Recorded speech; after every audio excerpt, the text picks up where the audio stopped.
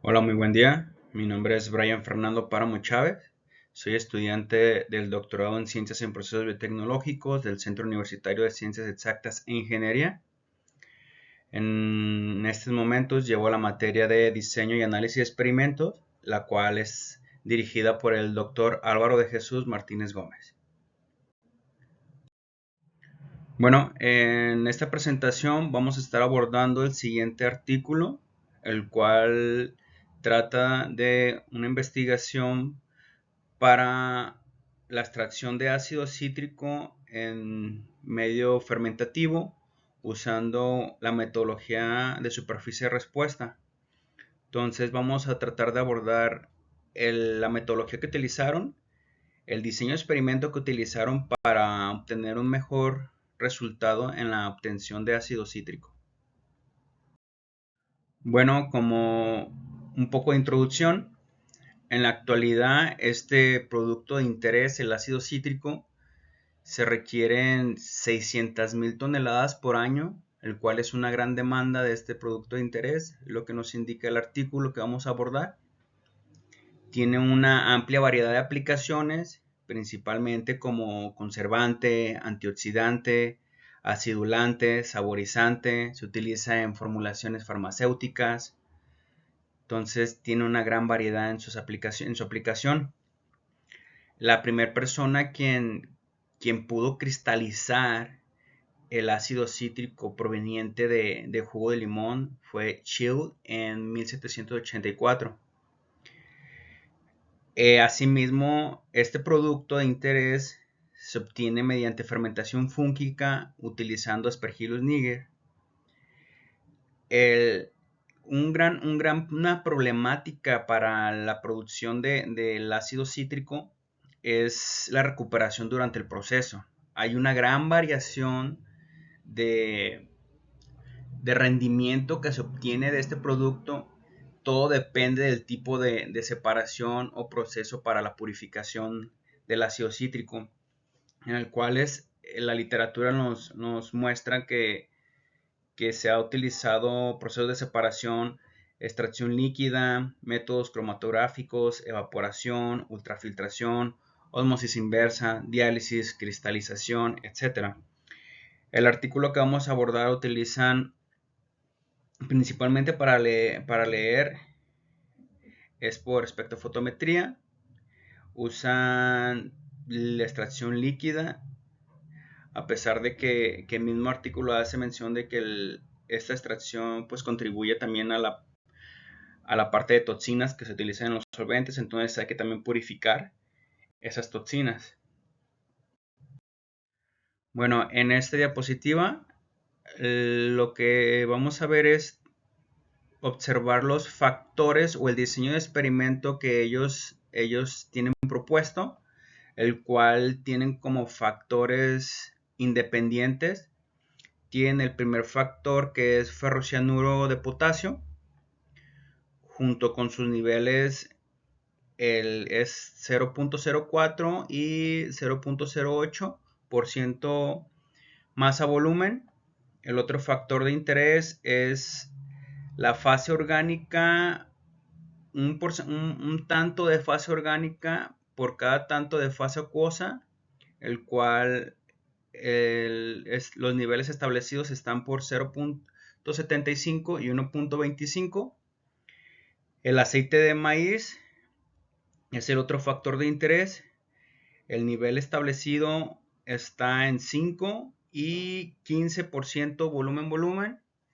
Ostarets A327 es otro factor de interés, el cual es una amina terciaria, el cual actúa como acarreador del ácido cítrico.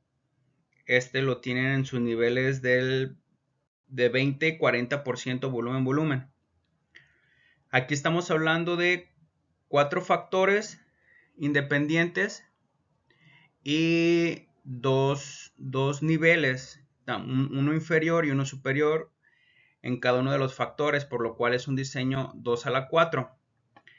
Sin embargo, no es un diseño factorial completo, sino es un diseño central compuesto para que se pueda formar la metodología de superficie de respuesta, el cual este tipo de diseño lo que requiere son puntos centrales para ver si existe alguna curvatura, el cual ellos establecen 6 puntos centrales y 8 puntos axiales o 8 puntos estrellas.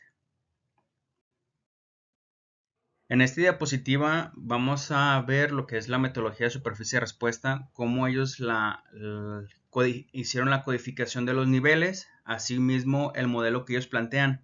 Este es el modelo que ellos están planteando, el cual es de segundo orden, ya que en el mismo artículo hace mención que de primer orden suele tener falta de ajuste debido a la curvatura de la superficie. Entonces este se actualiza y hacen el modelo de segundo orden, en el cual la x sub i está dado por los factores independientes. La letra A son los parámetros desconocidos y el epsilon es el error aleatorio. La ecuación para codificar los niveles está dada por esta ecuación, el cual es x sub i es igual a la matriz sub i menos el punto central de la matriz x sub i entre el delta de la misma matriz. ¿Qué quiere decir esto? ¿Cómo se codifica? Tenemos, por ejemplo, el ferrocianuro de potasio.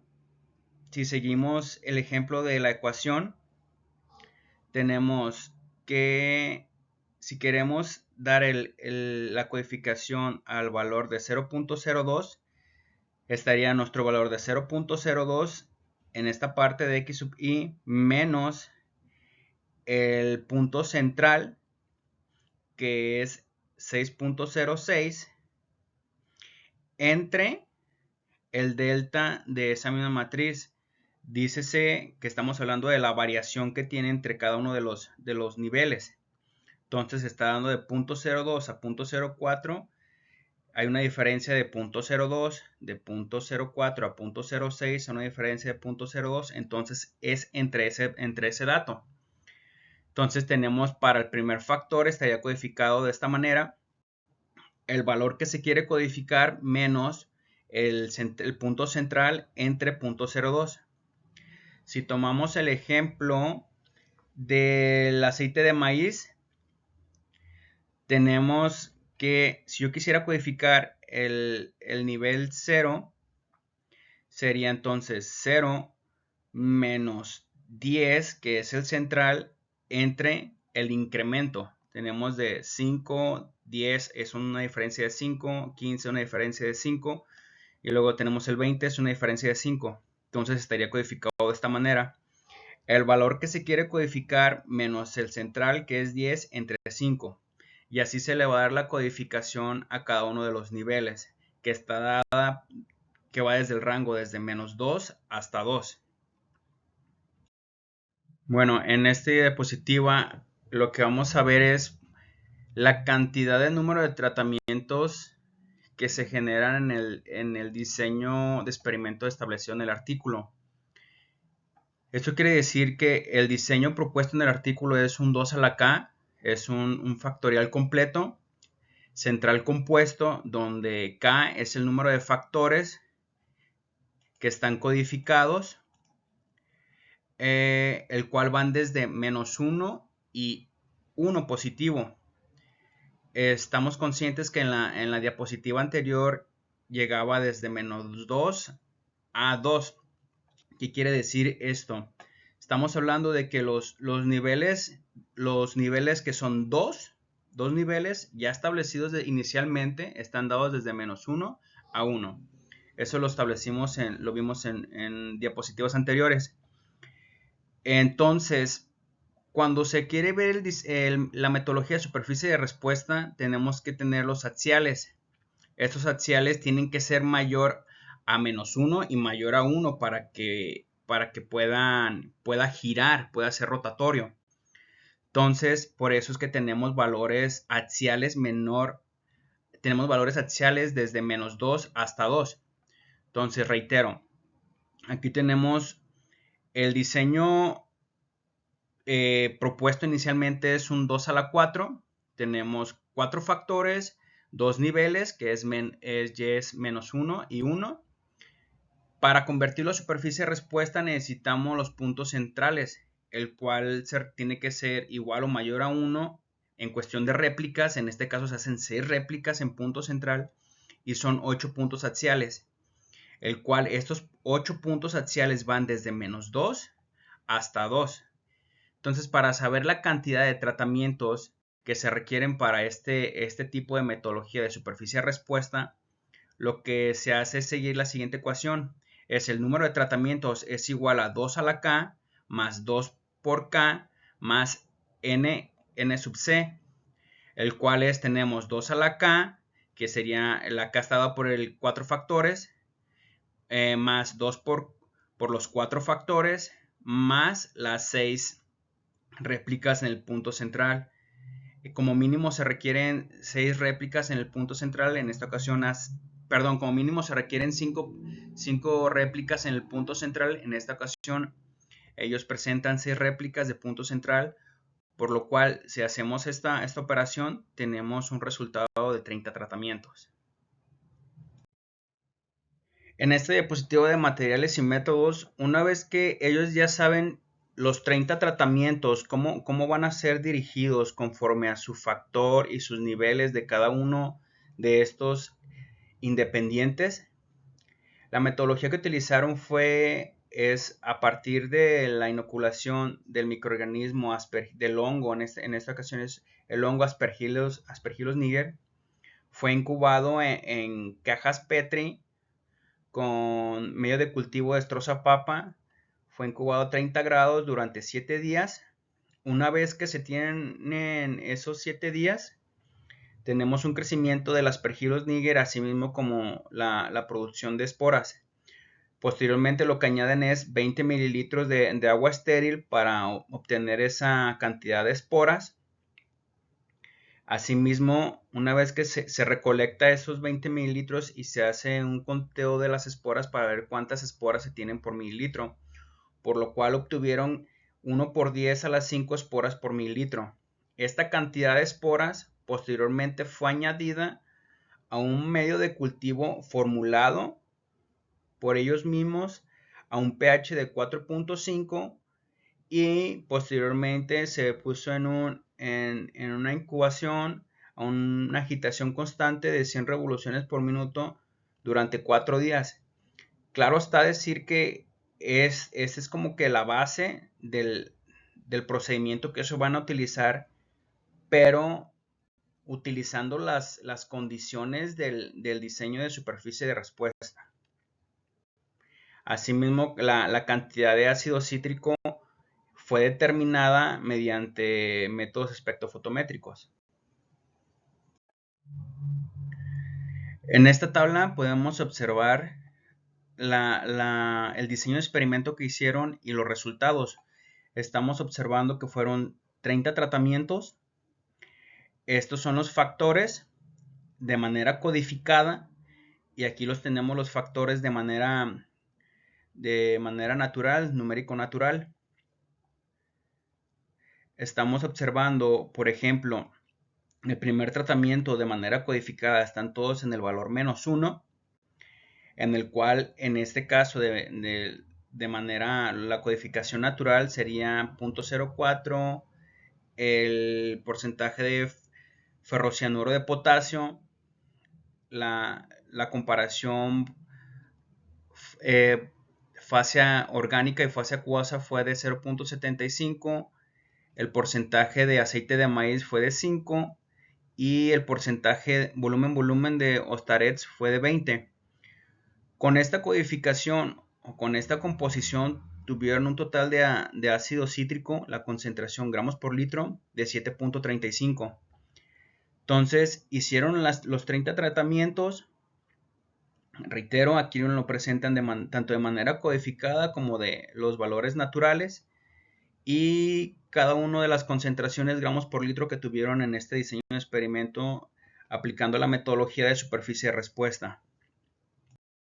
En esta diapositiva lo que se hizo es que a partir de los datos observados del diseño de experimentos, metodología, superficie de respuesta, se hace el análisis de varianza. Tenemos dos análisis, en el cual en la parte superior es el análisis de varianza descrito por el artículo, y en la parte inferior tenemos el análisis de varianza que arrojó el paquete estadístico StatGraphics. Lo que hice fue meter los datos con la finalidad de obtener los mismos resultados que el artículo. Asimismo hago mención que difieren un poco por decimales, ya que a veces hay esas variaciones dependiendo del paquete estadístico que utilices. Es utilizado en el DesignXpert y en esta ocasión yo utilicé el StatGraphics. Con el estadístico, en el análisis de varianza se puede determinar que el factor A no es estadísticamente significativo, ya que está dado por un valor mayor a 0.05. Sin en cambio, el factor B, C y D son estadísticamente significativos, ya que este está dado por un valor menor a 0.05.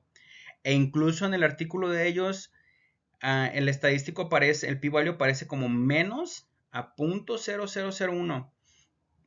Eso significa que el factor X4 o el factor D es el que tiene mayor magnitud o significancia en este diseño de experimento. Asimismo, las interacciones dadas por el factor A por D es significativa, y también el B por D. Esos son significativos. En el mismo artículo se arroja este es el modelo de regresión, en el cual, pues, si lo vemos de la siguiente manera, tendríamos una respuesta, tenemos el beta sub 0 y cada uno de las betas para cada parámetro independiente. Asimismo, podemos observar que para el parámetro beta, para el parámetro x1, que es este beta sub 1, podemos ver más bien que en el análisis de varianza tiene un valor de 0.6882, lo cual no es nada significativo, está muy por arriba de 0.05, y esto mismo nos arroja el modelo, que está dado de 0.069. Es como si este valor se lo quitáramos al beta sub 0, realmente no le estaríamos haciendo nada, no le estamos quitando nada en comparación de los demás parámetros, ¿no? Estamos hablando que aquí tenemos el que dice que es más significativo es el X4. Estamos viendo aquí claramente, se ve que es el que tiene el parámetro más alto, por lo cual es el más significativo, está dado por 1.38. Entonces, tal cual el modelo presenta las mismas observaciones que el análisis de varianza. Asimismo, hago mención, ellos no hicieron una mejora en el modelo, simplemente presentaron esta superficie de respuesta tal cual como lo arrojó. Estamos hablando que son los factores principales, las cuadráticas y las interacciones. Ellos no hicieron un acomodo, ir quitando los factores o las variables que no tengan tanta significancia, simplemente lo dejaron tal cual, y así dieron todo el seguimiento incluso para una predicción. En esta diapositiva tenemos los gráficos de contorno, el cual fue lo que arrojó el diseño de experimento. Cabe mencionar, tenemos estos gráficos llamados puntosilla, estos tres gráficos llamados crestas, y ellos también presentan estos dos gráficos para ver cómo influye ciertos factores en la obtención de ácido cítrico. En los gráficos de puntosilla podemos observar que hay un mayor incremento o la obtención de ácido cítrico cuando el ferrocianuro de potasio se encuentra aproximadamente entre 0.08 y la fase orgánica, conforme a la fase acuosa, entre 1.35. Estamos hablando de este lado. Pero al ser una silla el que tenemos este comportamiento, hacia los lados, por reiteramos, ¿no? Si nosotros dibujáramos, déjame ver aquí, marcador. Si nosotros dibujáramos una silla, entonces tendríamos dos puntos máximos, el cual pareciera ser que de este lado tenemos un punto máximo, pero también lo podríamos tener de este lado, o de este lado, de este lado. Sería cuestión de ver el comportamiento de los demás gráficos para ver hacia dónde nos tenemos que dirigir. En cambio, en lo personal para mí se me hacen más prácticas estos de cresta, ya que te dan como un indicio hacia dónde quieres ir. Supongamos, son de cresta descendente, ascendente. Si nosotros dividimos esta imagen en 4 cuadrantes, vemos que se está haciendo como un círculo de este lado. Y el valor mayor obtenido es de 7.01 dado por esta imagen. Sería de este lado. Entonces hago un cuadrante y empezaría a trabajar de este lado. En cambio, de esta manera, si yo lo divido en 4, estamos viendo claramente que el círculo pareciera estar de este lado, pero a mí no me interesa este lado, ya que lo que yo quiero es obtener mayor cantidad de ácido cítrico, y me está diciendo que la mayor cantidad está de este lado. Entonces tendría que trabajar yo de este lado, del lado superior izquierdo. Asimismo, si yo lo divido en 4 cuadrantes, me está diciendo que para mi camino, para yo acercarme a la mayor cantidad de ácido cítrico, tendría que estar por este lado, por este rumbo.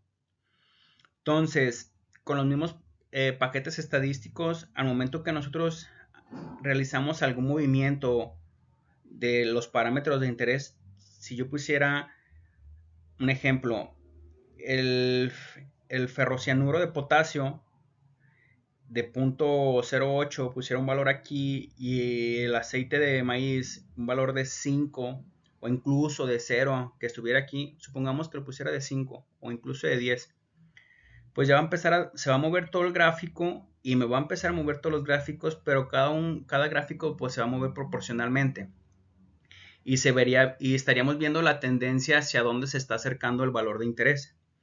Esta es la manera que nos otorga los gráficos de contorno, nos otorga hacia dónde podemos ir caminando o avanzando para llegar al punto de interés, para llegar a obtener ese máximo o mínimo que uno requiere. Respecto a los otros dos gráficos, ellos lo que hacen es determinar el efecto que tiene el ferrocianuro de potasio para la obtención de ácido cítrico.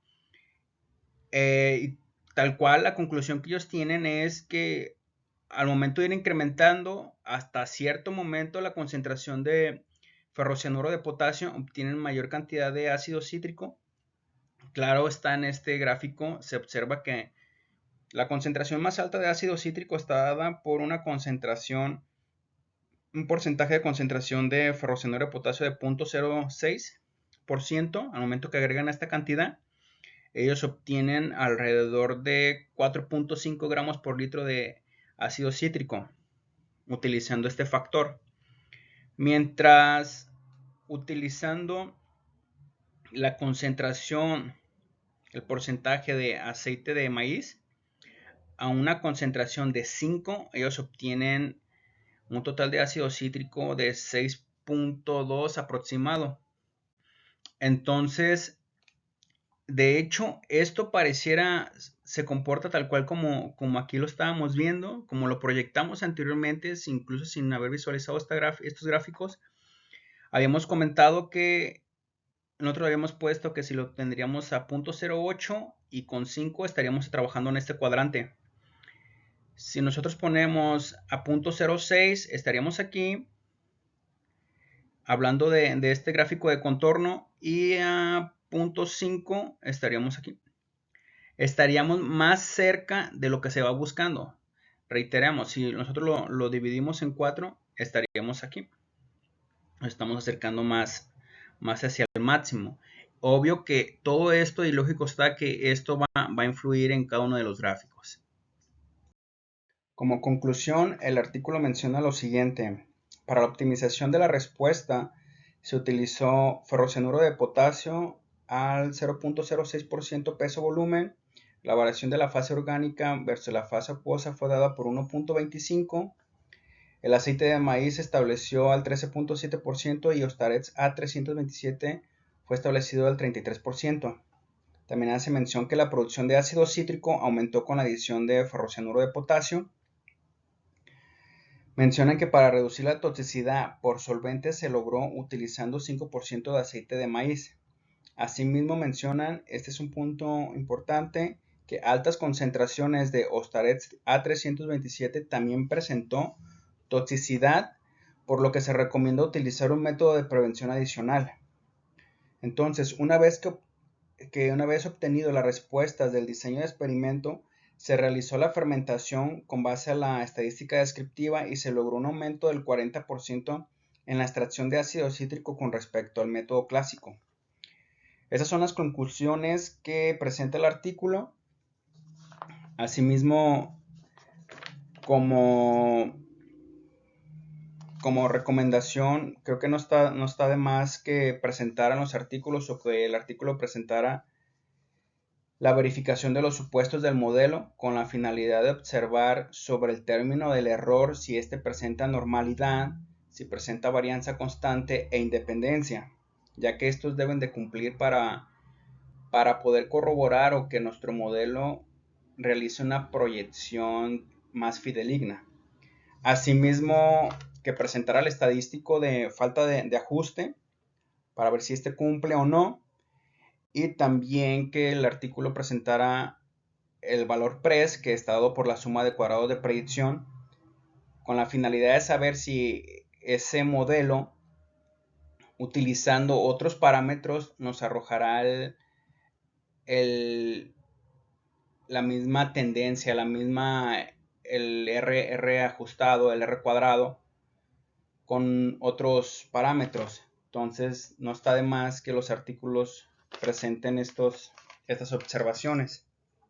Entonces, espero les haya servido de utilidad este video, estas conclusiones, esas observaciones, cómo se abordó el artículo. E igual lo voy a dejar en el link, el artículo, por si lo quieren revisar, observar y dar su punto de vista.